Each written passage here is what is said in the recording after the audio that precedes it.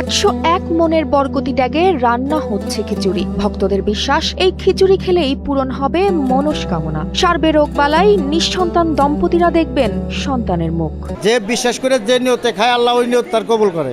এমন বিশ্বাস থেকেই প্রতি বছর দূর দূরান্ত থেকে হাজারো মানুষ ছুটে আসেন এই তবারক খেতে। আর এত মানুষের জন্য খিচুড়ি রান্না করাটাও যেন রীতিমতো এলাহি কারবার।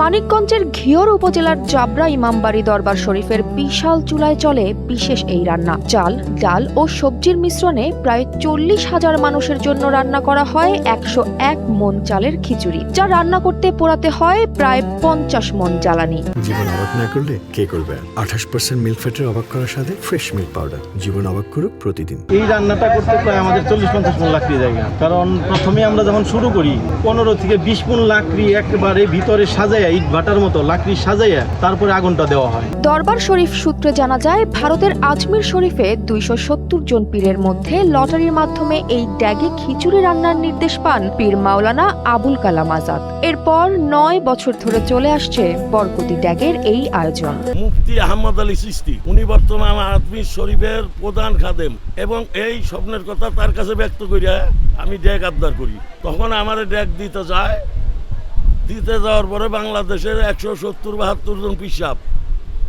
ওই একই ডেক চায়, কিন্তু ভাগ্যক্রমে যে কোনো ক্রমেই ডেকটা আমি পেয়ে যাই লটারির মাধ্যমে। তখন ওই আজমির শরীফের ওই প্ল্যান অনুযায়ী আমি বাংলাদেশে ডেক তৈরি করি। পীরের স্বপ্নে পাওয়া এই ড্যাগে রান্না করা খিচুড়ি খেতে এবং মনস্কামনা পূরণের আশায় দরবার শরীফে ভিড় জমান ভক্তরা। প্রায় 10 বছর আগে বিশাল আকৃতির এই ড্যাগটি তৈরিতে খরচ হয় প্রায় 7 লাখ টাকা।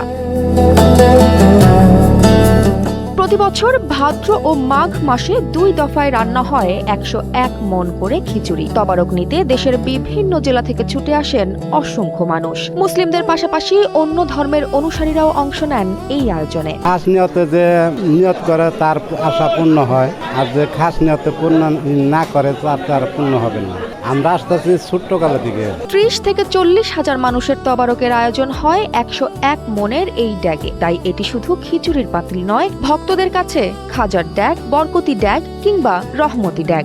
250 বছরের ঐতিহ্যের এই আয়োজন ঘিরে প্রতি বছরই বাড়ছে মানুষের সমাগম। জয়া হাসান, NPB।